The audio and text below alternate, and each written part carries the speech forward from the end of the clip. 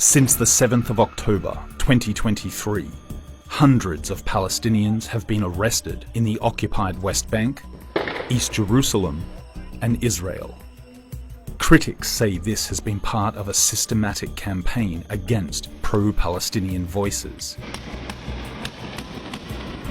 And among those most responsible for the crackdown, Israeli right-wing activists, many of whom have created networks on social media targeting Palestinians who voice any support for Gaza. Our digital investigations team, Sanad, decided to look at these networks in order to find the link between their campaigns and the actual persecution and arrest of Palestinians in their crosshairs. One of those targeted was Sami, a pseudonym seen here. Sami is the owner of a bakery and a supermarket in Huwara, a town south of Nablus in the occupied West Bank. After the Hamas attack on the 7th of October, Sami published a post on Facebook. It shows one of the Israeli captives waving a victory sign with a text that says, "Hello, we are open.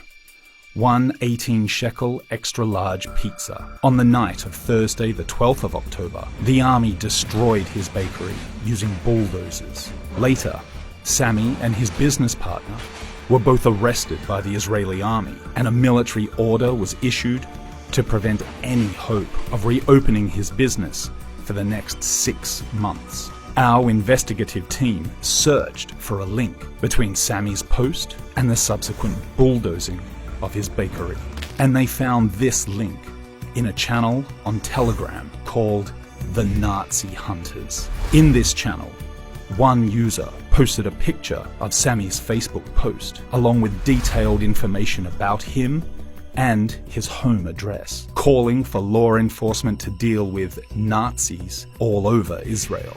The channel was created on October 9th. It describes itself as a channel dedicated to any information on the Nazis, their collaborators, Hamas activists, and others in Israel, Judea, and Samaria, Gaza, Jerusalem, and the whole country.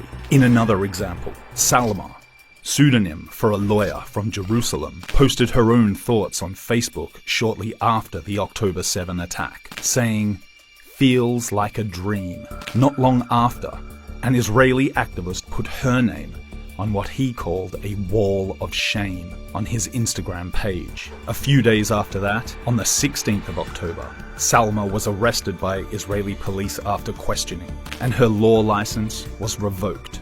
Meanwhile, when Nasser, a pseudonym, a doctor in Hadassah Hospital in Jerusalem, liked a post that carried the photo of Mohammed al-Daif, the leader of Al-Qassam brigades. A video exposing Nasser was published on Telegram in a channel called the Arab-Israeli Wall of Shame. Soon after the video appeared on Telegram, Nasser's employment in the hospital was terminated, and multiple Palestinian media outlets reported on the 17th of October that Nasser was arrested by the Israeli army.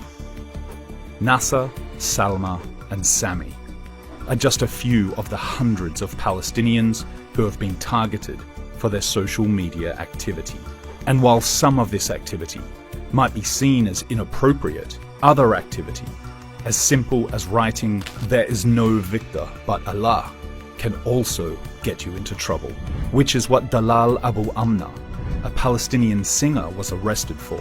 The Nazi Hunters and the Arab-Israeli Wall of Shame are but a few examples of persecution networks our digital investigations team discovered on various social media platforms. These networks include the Arab-Israeli Blacklist on Telegram, the Personal Files Supporting Terrorism page on Facebook, which offers a Google form for users to report pro-Palestinian social media users. All these social media networks and groups have one goal in common: targeting Palestinians.